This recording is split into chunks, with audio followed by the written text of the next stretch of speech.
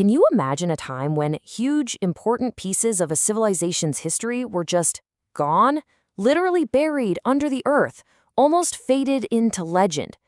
Well, this is the story of the one guy who decided to go out and find them. And that man was Sir Alexander Cunningham. You see, he wasn't just some adventurer. He was the person who gave India's forgotten past a voice again, a powerful one. So where does a story like this even begin? Well, you might think it starts in a university or a library, but nope, it starts on the battlefield. Cunningham was originally an officer in the British Army, stationed all over India. And everywhere he went, he was just surrounded by these incredible ancient ruins, temples, forts, monuments, and nobody really knew their true stories. And this is the real key to understanding him. He just saw things differently. Now, a lot of this spark came from his mentor, a brilliant guy named James Prinsep, who did the impossible. He deciphered ancient Indian scripts that no one could read. That breakthrough, it just lit a fire in Cunningham. So you could honestly say he made one of the most amazing career changes ever. He basically traded in his soldier's sword for an archaeologist's trowel. His life's mission shifted completely, from conquest to discovery. Right, so as he got more and more into this, Cunningham got really hooked on one thing in particular, finding the lost world of Buddhism, right there in India, the very place it was born. And his method for doing this? It was pure genius. He wasn't just digging holes randomly. Oh no, he got his hands on these ancient travel diaries from Chinese pilgrims, guys like Faxian and Xuanzang, who had traveled through India centuries earlier.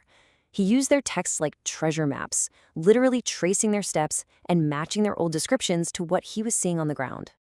So, did it work? You bet it did. It worked spectacularly. He found Sarnath, the actual place where the Buddha gave his very first sermon. He uncovered the stunning Great Stupa of Sanchi, and he revealed the ruins of the legendary city of Taxila. I mean, these weren't just artifacts. These were entire worlds being brought back to life. But here's the thing about Cunningham. He was way more than just a treasure hunter. He was a true visionary. He knew that for this kind of work to actually last, his personal passion wasn't going to be enough. It needed a real system, an official institution. So he took on a whole new battle. He started pushing, persuading the British government, arguing that India's incredible heritage wasn't just for India. It was a treasure for the whole world, and it needed to be properly studied and protected. And guess what? He won. All that hard work finally paid off.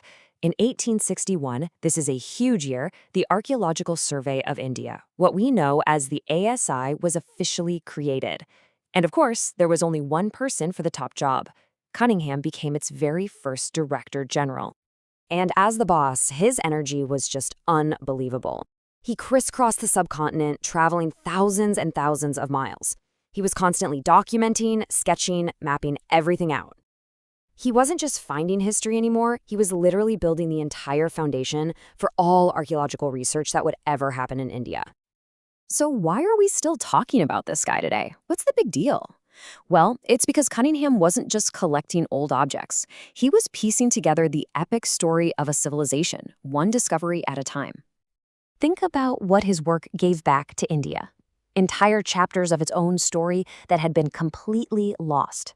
The massive influence of Buddhism, the sheer power and scale of the Mauryan Empire, the absolute genius of its ancient architects. All of this came rushing back into the light because of what he did. His legacy, it's not just sitting behind glass in a museum. It's alive. It's in the way archaeology is done across the country.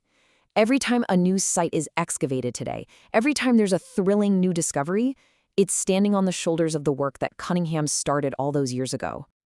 When you look at his life, it proves something really profound, doesn't it? The past isn't really gone. It's more like it's just sleeping, waiting for someone with enough curiosity, enough passion to come along and gently wake it up. And really, that's the thought I want to leave you with. Cunningham's journey across India is this incredible reminder that history is literally all around us, often just hidden in plain sight. It kind of makes you wonder, right? What amazing stories are still waiting to be found, maybe even right under our own feet?